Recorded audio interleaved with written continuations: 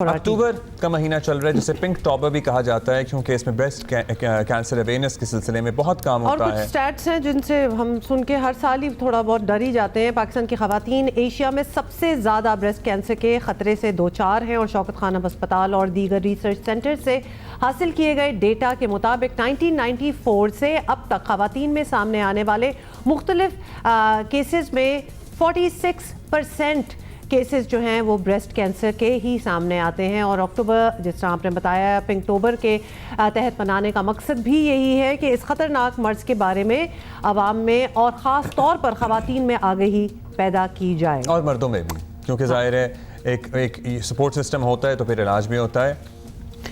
By the way, मर्दों में भी आपको पता है कि whether people want to talk about it और नॉट, लेकिन मर्दों में भी ब्रेस्ट कैंसर हो सकता है। और तो लिहाजा जब हम इंफॉर्मेशन ये दे रहे होते हैं या फिर आप लोग कहीं पढ़ रहे होते हैं तो मर्द इसको बिल्कुल साइड लाइन ना कर दें, बिल्कुल इसकी इन्फॉर्मेशन जो है वो हासिल करें and try to find out as much as you can.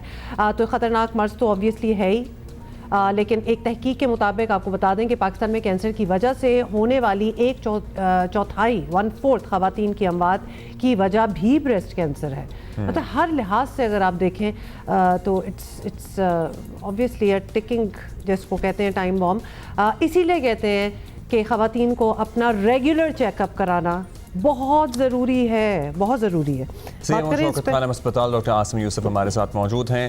Doctor साहब, शुक्रिया, आपने वक्त दिया। डॉक्टर साहब, ज़ाहिर इतने सालों से आगाही मुहिम चल रही है, सारा कुछ हो रहा है, बताइएगा कुछ स्टैट्स बेहतर हुए हैं, इलाज की सहूलियात भी अब बेहतर हैं या अभी भी वही नंबर्स हैं हमारे सामने?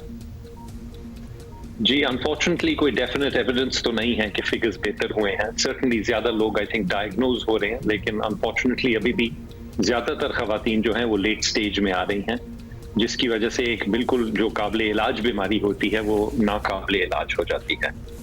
सो अवेयरनेस और अर्ली डायग्नोसिस, अर्ली डिटेक्शन बहुत जरूरी है कि हम इस पे और काम करें और आपके प्रोग्राम और इस तरह के और प्रोग्राम्स के थ्रू ये मैसेज पहुंचाए लोगों को कि अर्ली डायग्नोसिस अगर हो तो 90% जो खवातीन हैं उनका मुकम्मल इलाज हो सकता है, 90%।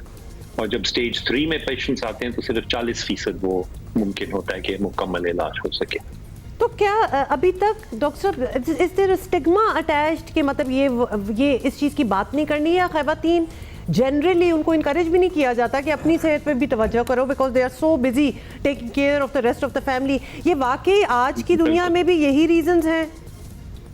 जी बिल्कुल, ये तमाम रीजंस अभी भी एक्टिव हैं। If we start at the beginning तो डायग्नोस्टिक और ट्रीटमेंट फैसिलिटीज बहुत कम हैं, स्पेशली रूरल एरियाज में, देहात में लोगों के पास वो फैसिलिटीज ही नहीं कि वो डायग्नोज हो सके। लेकिन खवातीन शर्माती भी हैं, वो डरती भी हैं, लेडी डॉक्टर्स शायद इतनी ना हों कम्युनिटी में जिनको वो कंफर्टेबल हों दिखाने में। फिर male members of the family unfortunately अक्सर फीमेल मेंबर्स की हेल्थ को सेकेंडरी इंपॉर्टेंस समझते हैं। खासतौर पे जैसे क्रॉप कटिंग सीजन होता है तो उस दौरान पेशेंट्स को हॉस्पिटल नहीं ले जाया जाता क्योंकि किसी के पास टाइम नहीं होता। So again fear is a major thing and obviously stigma है, द फियर ऑफ रिजेक्शन के अगर हस्बैंड को पता चल गया तो वो कहीं छोड़ ना दे, इस तरह की भी प्रॉब्लम्स होती हैं।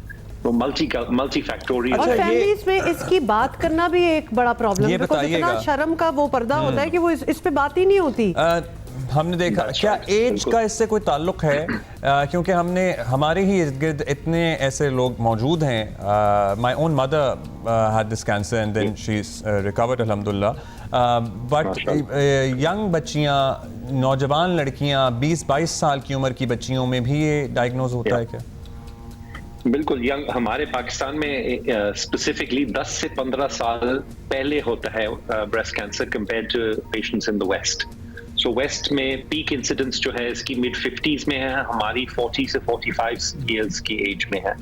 अगेन इसकी मल्टीपल रीजंस हैं, but early marriage, multiple pregnancies, इन चीज़ों से ये रिस्क बढ़ता है क्योंकि हार्मोनल इफेक्ट्स ब्रेस्ट पे इन सिचुएशंस में ज़्यादा होते हैं, तो उसकी वजह से ये रिस्क बढ़ जाता है। इसके अलावा हमारे यहाँ कुछ जेनेटिक या मौरूसी जुज़ भी हैं इसमें, और उनको तो ऑब्वियसली आप एलिमिनेट नहीं कर सकते, लेकिन वो पोटेंशिएट होते हैं या ज्यादा होते हैं कजन मैरिजेस की वजह से।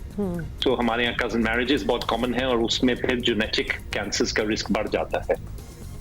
अच्छा डॉक्टर साहब ये भी बताइएगा, हम हर किस्म का कैंसर ही, और अभी हम बात भी ये कर रहे हैं कि यंग लोगों में हम देख रहे हैं, मतलब फिट लोग जिम में जाके हार्ट अटैक्स भी हो रहे हैं, they are finding out cancer भी है। तो ये ज़रा बताइएगा कि क्या बच्चियां जो हैं अगर वो अपना चेकअप वगैरह कराने जाएं, and we have seen that कि उनको डिस्करेज भी किया जाता है कि जी आप 35 के बाद आएँ, या फिर आप अभी मैरिड नहीं है, आपको तो ज़रूरत ही नहीं है इस चेकअप की। ये माइंडसेट प्रैक्टिस ये रिवर्स हो रहा है हमारे यहाँ कि नहीं?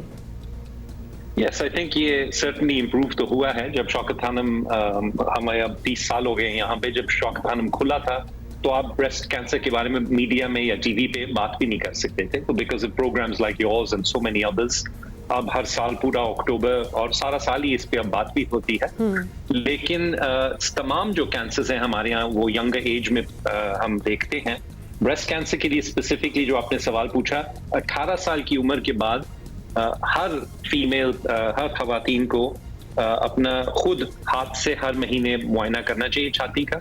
अगर कोई लंप फील हो, कोई स्किन जो है ऊपर से उसमें कोई चेंज आए, कोई शेप या साइज में चेंज आए ब्रेस्ट के, या कोई डिस्चार्ज या दर्द हो ब्रेस्ट में या बगल में, तो वो फौरन चेक करवाना चाहिए। इससे शादी हुई या ना हुई का कोई और मैमोग्राम किस साल से कराना शुरू करना चाहिए? अल्ट्रासाउंड और 40 साल की उम्र के बाद सालाना मैमोग्राम जरूरी है ताकि अर्ली स्टेजेस में ये अच्छा, एक और बात आपसे पूछनी है, क्योंकि बहुत सारे मिथ्स भी अटैच होते हैं हमारी बीमारियों को लेके। अब ये मिथ है कि हकीकत है? ये कहा जाता है कि जी अगर बच्चियां या माएँ बच्चों को अपना दूध नहीं पिलाएंगी तो रिस्क बढ़ जाता है ब्रेस्ट कैंसर का। क्या ये बात दुरुस्त है या ये मिथ है? और अगर बच्चों को 2 साल तक दूध पिलाया जाए तो क्या रिस्क कम होता है ब्रेस्ट कैंसर का? सो ये ब्रेस्ट फीडिंग का बहुत सारे जो बेनिफिट्स हैं उनमें एक ये भी हमने देखा है कि जो खवातीन ब्रेस्ट फीडिंग करती हैं उनकी प्रेगनेंसीज भी स्पेस आउट होती हैं, फ्यूअर प्रेगनेंसीज होती हैं, बच्चे भी ज्यादा सेहतमंद होते हैं, एंड ब्रेस्ट कैंसर का रिस्क भी कुछ कम होता है उन खवातीन में जो ब्रेस्ट फीड करती हैं। सो इसका मतलब है इनकरेज करना चाहिए खवातीन को कि वो ब्रेस्ट फीड करें बच्चों एंड फॉर मेनी रीजंस, मतलब इसमें तो एक नंबर ऑफ रीजंस। जी बिल्कुल बिल्कुल, एक तो बच्चे की सेहत के लिए भी, लेकिन अल्टीमेटली अपनी सेहत के लिए भी, की सेहत के लिए भी, क्योंकि अब ये बहुत ज्यादा रैम्पेंट है दैट यू नो। देखिए, और दूसरा ये कि डॉक्टर साहब आप हमारे साथ हैं तो हम अपने व्यूअर्स को भी बता दें कि अब ये बात अगर खुल के टीवी चैनल्स पे बात हो रही है, सेहत के हवाले से बात हो रही है, तो आप अपनी फैमिलीज में भी इस पे बात कर सकते हैं। बिल्कुल डरने की जरूरत नहीं है। ज़ाहिर है इस पे हमने गुफ्तगू की है। एक और सवाल जो हमने आपसे पूछना है, आप ज़ाती मौलिज भी हैं, बानी चेयरमैन पाकिस्तान तहरीक इंसाफ इमरान खान साहब के, सो उनकी सेहत से मुताल्लिक क्या खबर है आपके पास? क्योंकि कुछ दिनों पहले तक बहुत तशवीश का इजहार भी किया जा रहा था पार्टी रहनुमाओं की तरफ से। जी जी, सो फैमिली की रिक्वेस्ट पे मैं पिछले हफ्ते मैंने कोशिश भी की थी खान साहब को मिलने की। मैं अडयाला जेल भी गया था, बट अनफॉर्चुनेटली उस वक्त इजाजत नहीं मिल सकी। सो मैंने पर्सनली, अब मुझे तकरीबन 8 हफ्ते हो गए हैं लास्ट टाइम जब मैंने या कोई और उनके हमारे जो टीम है डॉक्टर्स की, हमने नहीं देखा काफी दिनों से। तो हमें भी काफी कंसर्न है कि हम देखें, because he needs regular evaluation और हम उनकी हिस्ट्री 25 साल से जानते हैं। आई थिंक रिसेंटली एक एप्लीकेशन दोबारा दर्ज की गई है और हम उम्मीद कर रहे हैं कि इजाजत मिलेगी जल्दी, because we are all concerned कि as to his health. I mean he is very healthy माशाल्लाह, लेकिन फिर भी he is 72 and he is been in prison for more than a year. तो हम उम्मीद करते हैं कि इजाजत मिलेगी, बट इससे ज्यादा मुझे अप टू डेट डिटेल्स मुझे नहीं available. The last time you met him, it was like 8 weeks ago. ज़ाहिर है almost 8 weeks. अगर आप इतनी देर तक कैद में हो तो it takes a toll on your body and mind. So आप कुछ शेयर कर सकते हैं हमसे कि कैसी हालत थी उनकी, मतलब ज़हनी तौर पर, जिस्मानी तौर पर? तो माशाल्लाह मैंने उस वक्त वो एक रिलीज भी की थी थोड़ी सी खबर कि माशाल्लाह he was very well 8 weeks ago physically and mentally. उस वक्त तक he was exercising regularly 2 hours a day और वो फिजिकली भी बड़े सेहतमंद लग रहे थे। उनका पल्स, ब्लड प्रेशर वगैरह सब ठीक था, मैंने फुल एग्जामिनेशन किया था उनका। और मेंटली भी माशाल्लाह he seem to be in very good spirits.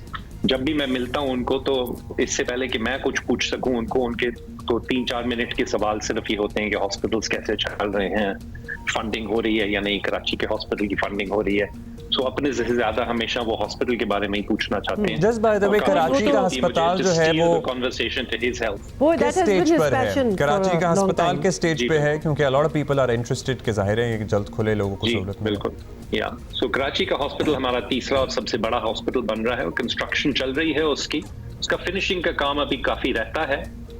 सो अभी कुछ टाइम लगेगा उसकी ओपनिंग में, और ऑब्वियसली खासतौर पे जब से खान साहब अवेलेबल नहीं है to help us in fund raising, तो उसकी फंड रेजिंग भी थोड़ी स्लो हो रही है। तो again through the medium of your channel I would also appeal कि लोगों को हमारा ट्रैक रिकॉर्ड पता है लाहौर में और पेशावर में कि 75% से ज्यादा ट्रीटमेंट फ्री होती है सारों की कैंसर की, तो वो इसमें भी बढ़ चढ़ कर अपना हिस्सा डालें और इसके लिए भी जेनरसली डोनेट करें, ताकि लाहौर और पेशावर की तरफ कराची में भी हम 75% से ज्यादा मरीजों का फ्री इलाज कर सकें।